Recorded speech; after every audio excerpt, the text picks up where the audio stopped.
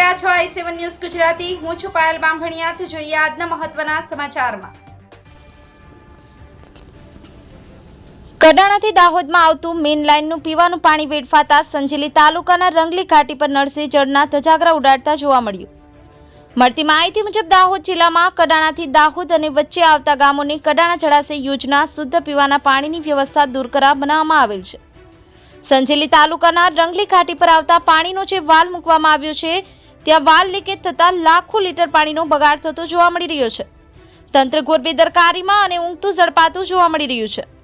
જાણવા મળતા આ વાલની નીચે 200 થી 300 મીટર દૂર પાણી પુરવઠા વિભાગનો સ્ટોરેજ મિની કચેરી પણ આવેલી છે। તેમ છતાં લાખો લીટર પાણીનો થતો બગાડ અટકાવતા જોવા મળતા નથી। હાલ ગામડાઓમાં પીવાના પાણીની તીવ્ર સમસ્યાનો સામનો કરતા લોકો જોવા મળી રહ્યો છે। નળ સે જળ યોજનાના તદ્દન નિષ્કાળ નીવડી છે। કોન્ટ્રાક્ટર અને કચેરીના વહીવટ કરતા અધિકારીઓની મિલીભગતના કારણે ભયભૂખ અને ભ્રષ્ટાચારથી ખતબદતું હોય તેવું લોકમુખે ચર્ચાઓ જોવા મળી રહી છે અને ગ્રામ્ય વિસ્તારોમાં આજ દિન સુધી પીવાનું પાણી મળી રહ્યું નથી। નળ તકલાદી હાલતમાં જોવા મળે છે। ગામડાઓમાં પૂરતી ચકાસણી કર્યા વગર ઊંડા કરેલા કુવાઓમાં ટીપું પાણી જોવા મળતું નથી અને ખોટો લાખો રૂપિયાનો ખર્ચ કરી અને સરકારને ગેરમાર્ગે દોરતા હોય તેવું જણાઈ રહ્યું છે।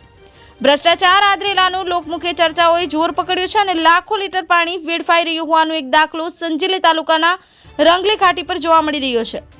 પાણી પુરવઠા વિભાગ ઊંઘતું જોવા મળી રહ્યું છે। હવે જોવું રહ્યું કે મલાઈ ખાતા અધિકારીઓ એમાંથી બહાર આવી અને વેડફાતું પાણી બંધ કરશે કે પછી સબ સલામતના ગાણા ગાતા રહેશે।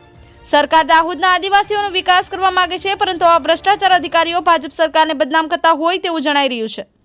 બ્યુરો ચીફ કાળુભાઈ ડામોર સાથે cameraman Sensing Bariya, i7 news Gujarati, Dahod.